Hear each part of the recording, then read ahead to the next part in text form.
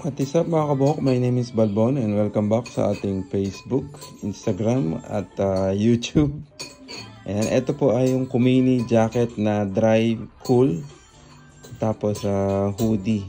Ayan, pang summer po. Ayan. Yung material niya po ay yung stretchable na malambot, komportabling gamitin. Ayan, ito hoodie jacket po siya. Kompleto na po siya, meron na po siyang chest protector, shoulder at saka elbow.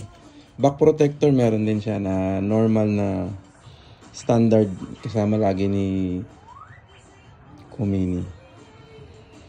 Ganda nung gandang design niya. Napaka tone down nung kanyang design, hindi siya nagsusumigaw na Kumini. So dito lang yung print niya, tsaka dito lang yung logo. So para lang siyang casual na hoodie jacket. Yan, meron siya ditong ventilation papasok para kung sakaling medyo talaga mainit na mainit.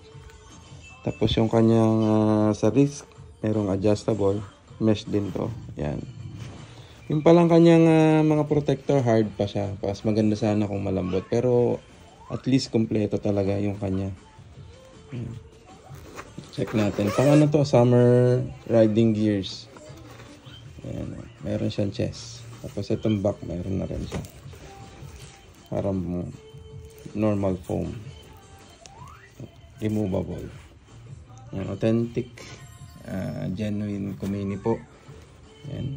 Tingnan natin sa likod. Yan, meron lang ditong Kumini sa may hoodie.